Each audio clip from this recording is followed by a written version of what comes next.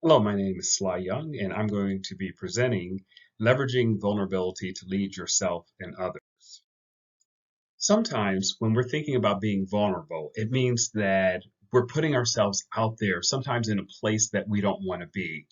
Sometimes it feels like we're lost in the middle of a forest because the fear of sharing those things that we might hold inside or hidden away might expose us to things that we don't want others to know about.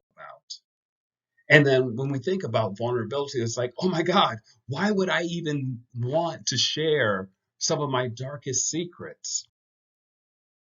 And then we think about if I do share these things, what are others going to think about me? And sometimes that prevents us from moving forward or being the person that we could be.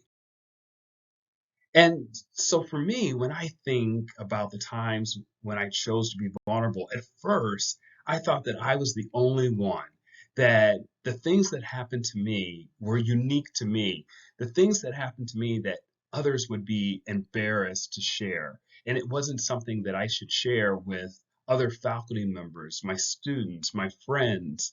But for some reason, I felt like it was the right thing to do. So, a couple of the things that I've been vulnerable about are one, my academic challenges. I was a horrible student. In the classroom, I never felt like I really fit in.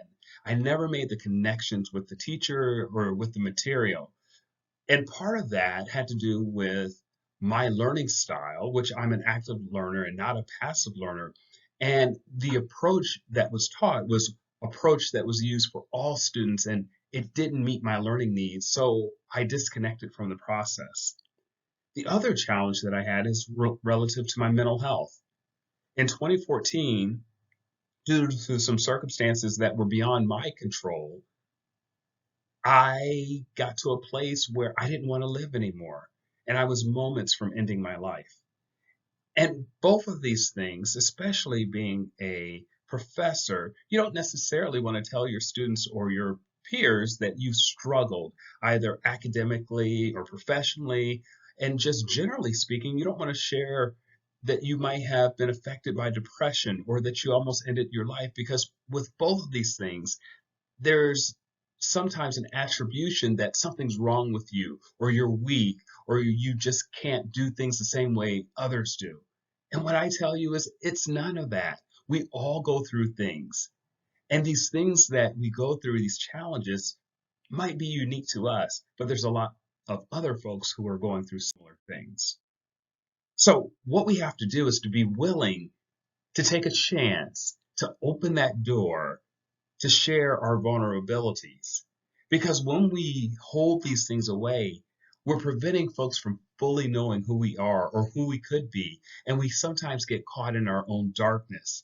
But if we put that key in the door and just turn it, we might be opening ourselves up to greater opportunities and more enlightenment about ourselves, and more importantly, an ability to help others along the way. So I boldly, excuse me, I boldly made a choice to walk through that door. And the day that I shared the first thing about my educational challenges, I was in my classroom and I had asked or challenged my students to talk about vulnerability. And they were sharing these very personal things. One person was a former heroin addict. Another said, my father died, and I told my mother I wished it was her. And in that moment, I realized that I wasn't being fully genuine. So I decided to share stories about my academic challenges. And after that class, other students came up to me and said, thank you for sharing because now you give me hope. And I never imagined that I would connect with students in that way. At first, when I thought about sharing my vulnerabilities, I didn't think that all the pieces would connect and that others wouldn't be able to connect with me or my story, and they might look down on me or not want to associate with me because of my challenges. But what I realized is I emerged as a leader, and other people were willing to follow me in my example. And that was something that I really didn't expect, but I'm so glad that I opened that door because now it gives others permission to share their stories too. And what it ended up doing is creating better connections than I ever could have imagined. I thought that it was going to be something that might have held me back, but it actually created better bonds and better connections with my peers and also my students and other people in the community.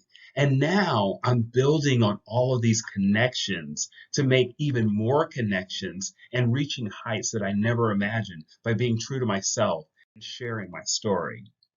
And now what I celebrate is I have an extended team of people from around the country and the world who are now connecting with me and my story because now we can all unite together to help each other to be better and reach others to make even more powerful connections to help us all get through this crazy thing called life.